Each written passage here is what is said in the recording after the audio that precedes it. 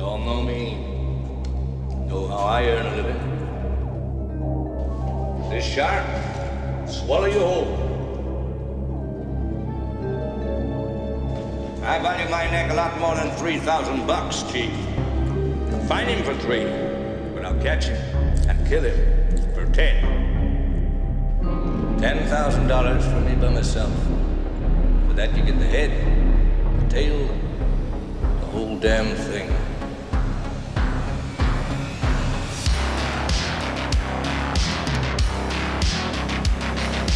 You yelled shark.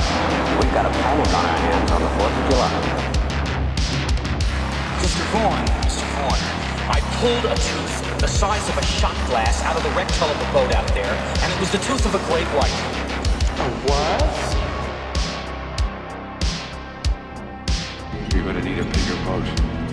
Love to prove that, wouldn't you? Get your name into the National Geographic. No, I'm not saying that this is not the shark. It probably is, Martin. It probably is. It's a man-eater. It's extremely rare for these waters. But the fact is that the bite radius on this animal is different than the wounds on the victim. Get out of that boat!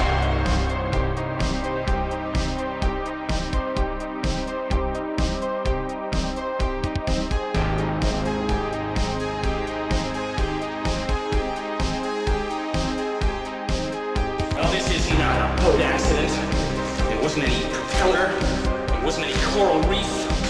And it wasn't Jack the Ripper.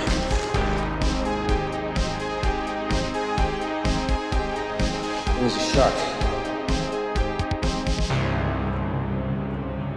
I'll never put on a nice jacket again.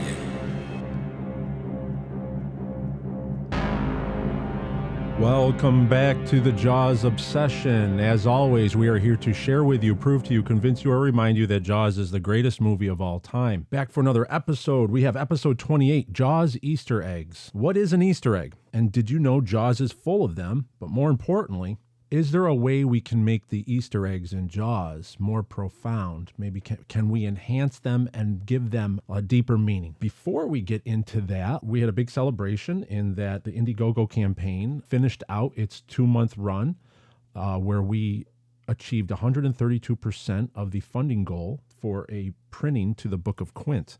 I'd like to thank everybody that jumped on board and the supporters. They will be getting a printed copy of the Book of Quint when it is finished in October of 2022. By going to jawsob.com, bookofquint.com, following the links to the Indiegogo campaign page, you'll still be able to sign up and select one of the perks. You'll still be able to back the project. It is now shifted to in-demand status. It is a go. The Jaws world has spoken, and there is a demand for the Book of Quint, for a prequel to Jaws. I had a good week here. I just finished chapter 40. I'm starting chapter 41.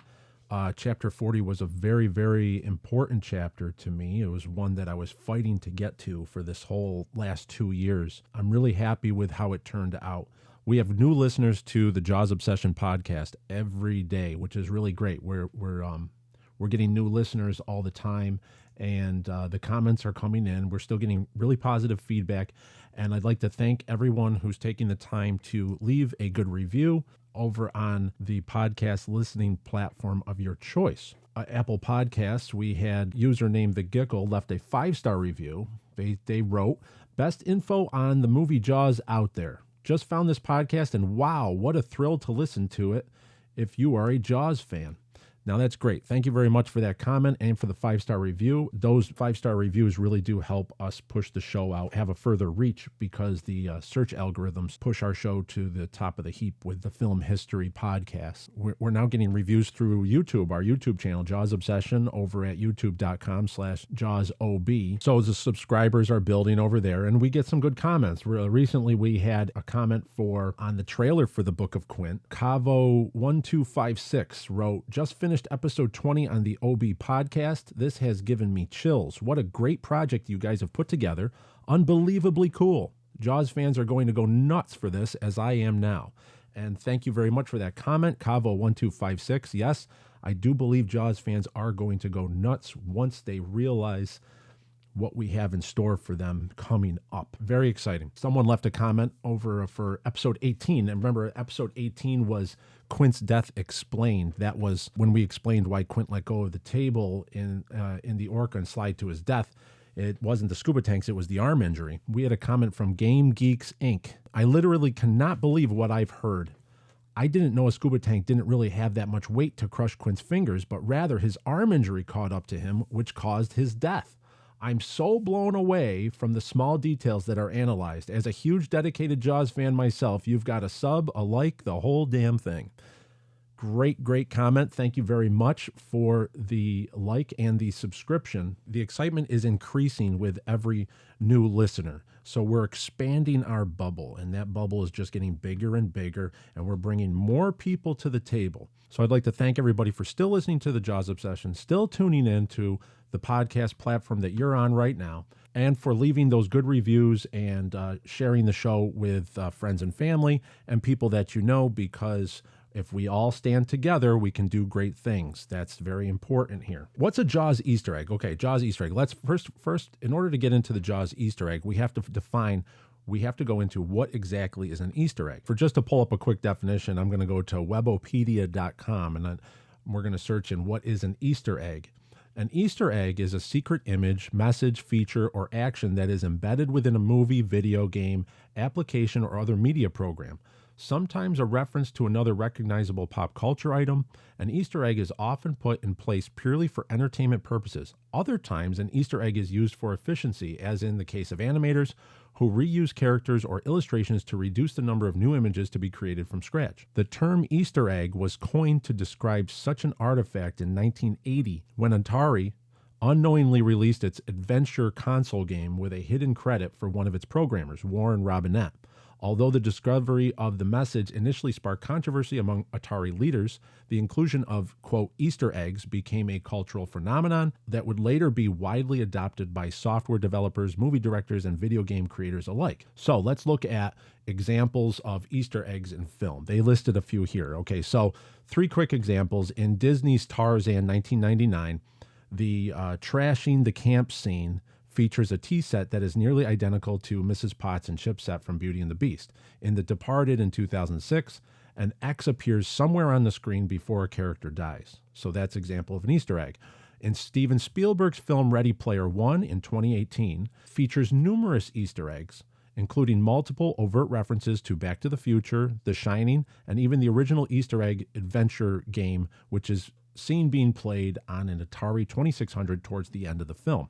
So what we have is Steven Spielberg has used Easter eggs throughout his career in his movies, a secret image, message, or feature or action that is embedded within the movie. And Jaws does have Easter eggs. One of we're going to get to today. Jaws was never fully planned out. We do know, we are all familiar with the chaos in the making of Jaws. There wasn't really a script. There was multiple scripts, multiple writers. There was setbacks. The shark wasn't working. They had to ad-lib dialogue. So there's a lot of things that happen. So what happens is you have these Easter eggs. Some are coincidental. Some are accidental. And then there's others that are very intentional. So, but regardless, they are still Easter eggs. And they do carry a secret image, message, feature, or action that is embedded within the movie Jaws. So my main theory from why this creation of the Jaws obsession and then into the writing of the Book of Quint. When you want to have a great prequel to a movie that is unbelievable, you have to take the Easter eggs that are in the original movie. You have to enhance them or expand upon them. So what that prequel does, if that prequel can enhance or expand upon the Easter eggs in the original movie, you thus create more enjoyment out of the rewatching of the original that you might have seen 100 times, but now you're noticing Easter eggs that you may have overlooked the first time around. So that's what great prequels will do. And that's where my theory is, if I enhance or expand upon the Easter eggs in Jaws, then the Book of Quint is going to do its job. Its job is to give you more enjoyment into the movie Jaws. That's what we're really doing here.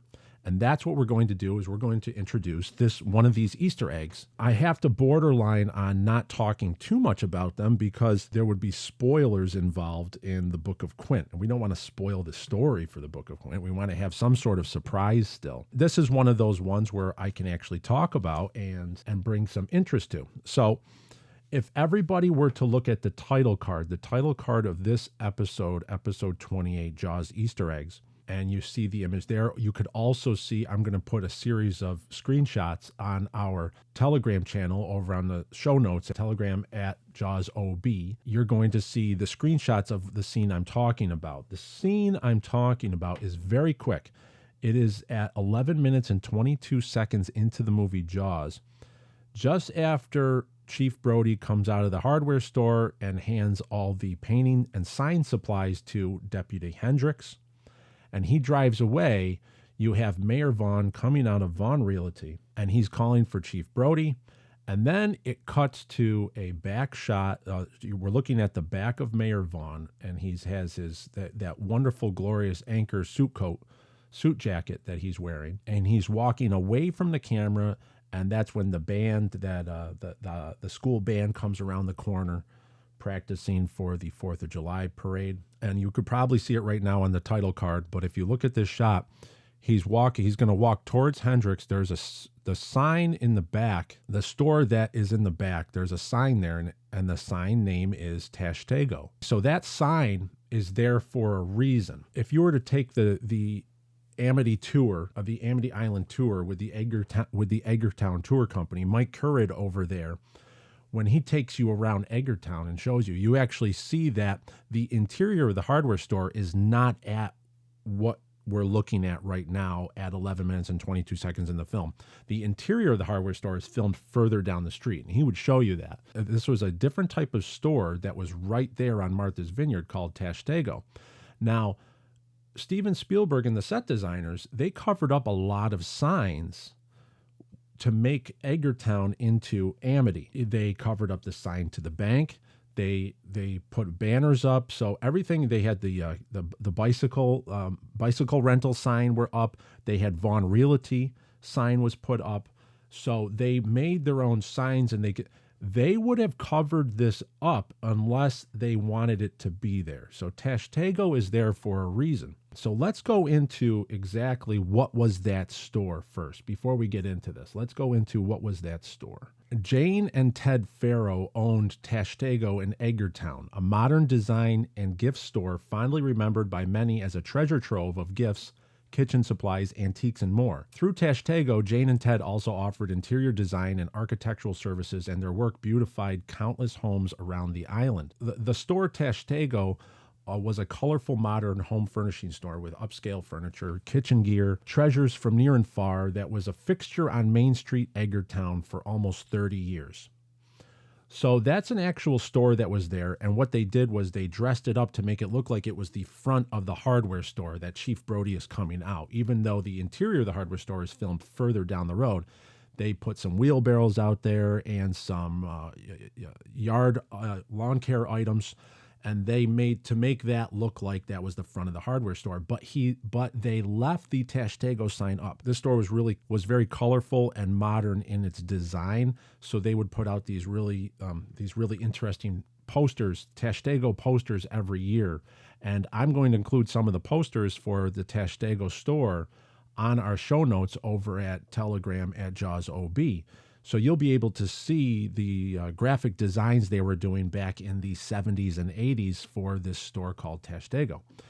Now, why is this an Easter egg? Now, this is going to be an Easter egg because in the Jaws universe, what is the meaning of Tashtego? Well, Tashtego, that's the name of one of the 4 harpooners in Moby Dick.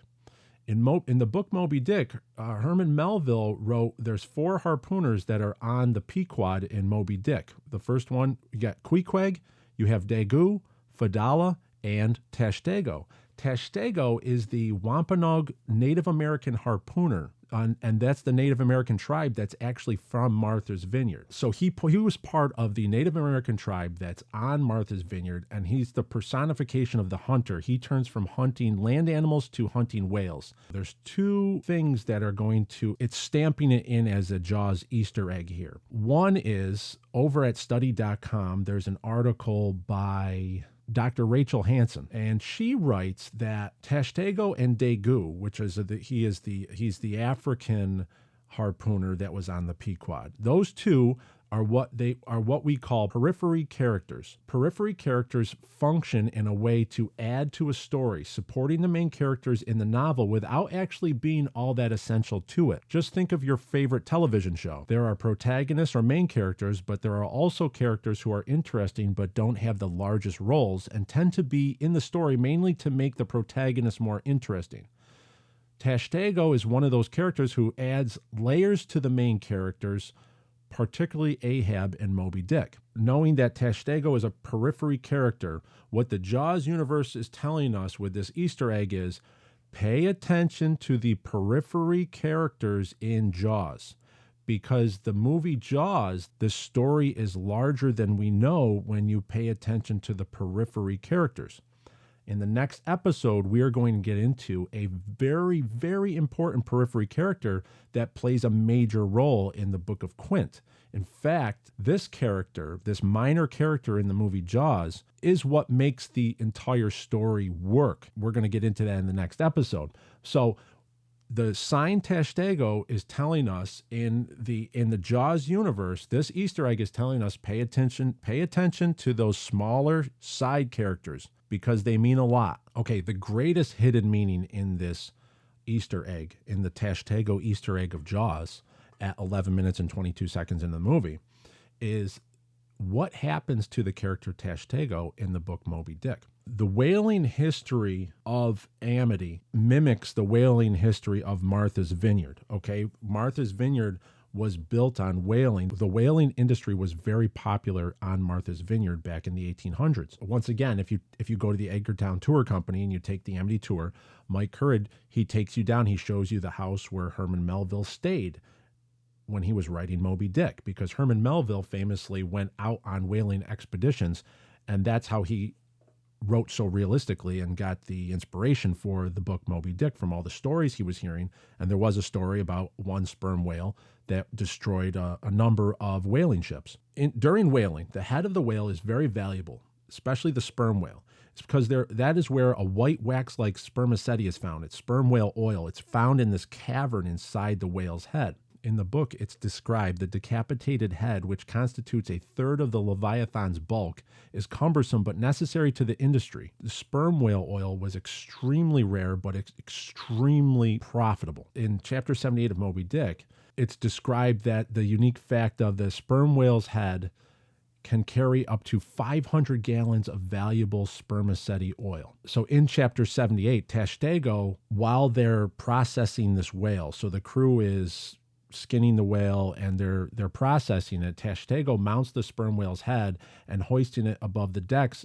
He lowers buckets into it, this big cavernous head, with a winch in order to catch the sperm whale oil. After about the 18th or 19th bucket, Tashtego slips and falls into the open sperm whale's head, and the entire head tumbles into the water. The image of Tashtego nearly drowning in this valuable oil is described in the book. The whale, the head drops into the water, and Queequeg has to jump in and cuts the whale's head open, and he has to pull Tashtego out. What's very profound here is that you have the mayor walking towards this sign, Tashtego. This sign that Spielberg did not cover up. This sign that is there, that name is there. He walks out of Vaughn Realty and walking towards the Tashtego sign. What this implies is that the Vaughn family has a history in whale oil. More importantly, it has a history in valuable sperm whale oil on the island of Amity, and that Vaughn rose to power using the value of that whale oil. when Mayor Vaughn is walking towards the sign with the name of the character from Moby Dick that fell into the sinking head of a sperm whale from which the crew was extracting the spermaceti whale oil. There's a symbolic meaning here, and it's telling us the Jaws universe, it might have been very intentional. It might have been coincidental, but the Jaws universe is telling us that Mayor Vaughn and the name Tashtego that fell and almost drowned in whale oil has a deeper meaning here. When I see an Easter egg of this magnitude, that's very quick. It's only in the movie for about 5 seconds. But what happens is that when I see this, there's a bigger story here than you realize when you initially watch Jaws. I'm going to go to my copy of Moby Dick, chapter 78, page 379, the last paragraph. Melville writes, "Now had Tashtego perished in that head, it had been a very precious perishing, smothered in the very whitest and daintiest of fragrant spermaceti, coffined, hearsed, and tombed in the secret inner chamber and sanctum sanctorum of the whale.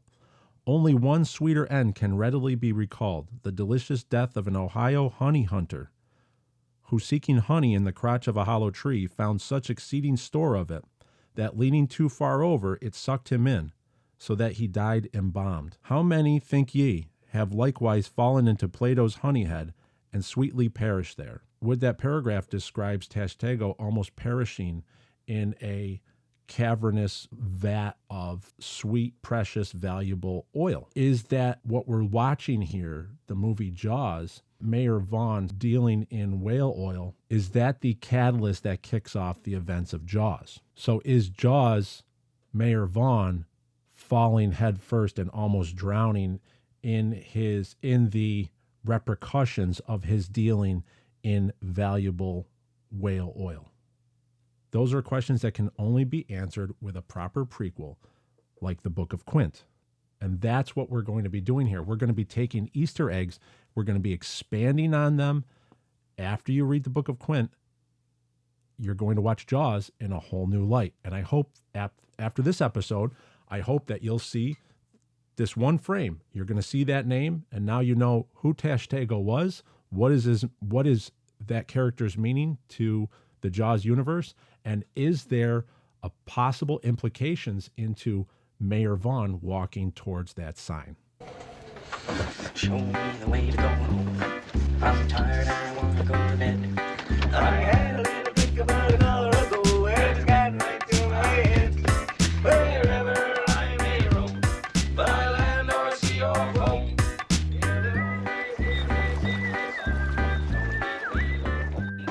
Yeah, thank you very much for tuning back in for episode 28. I'd like to remind everybody to go to jawsob.com or bookofquint.com and see if you want to sign up over at Indiegogo.com for the Book of Quint. We are a go for the printing of the Book of Quint now that we've met our campaign goal. You can get show notes and other links for this episode and more over at Telegram channel at jawsob.com. The movie Jaws is copyrighted property of Universal Studios. Any references and sampling from the movie Jaws in this episode is intended to fall within Section 107 of the Copyright Act. The copyrighted materials are fairly used for the purposes of criticism, comment, reporting, teaching, and research.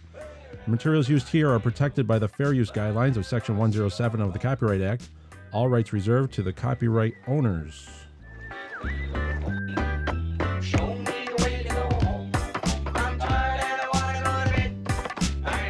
Thanks again for tuning in. You can write us at jawsob2025@gmail.com. Toss us an email over here and see if you can find any other Easter eggs in Jaws. We could talk about those. I do have a list that we can get to in future episodes, and hopefully you see this Easter egg and realize that Jaws is the greatest movie of all time. There is more to this movie than meets the eye, and that's what we're going to bring into light here. Thanks again for tuning in, everyone. Until next week, farewell and adieu, and show me the way to go home.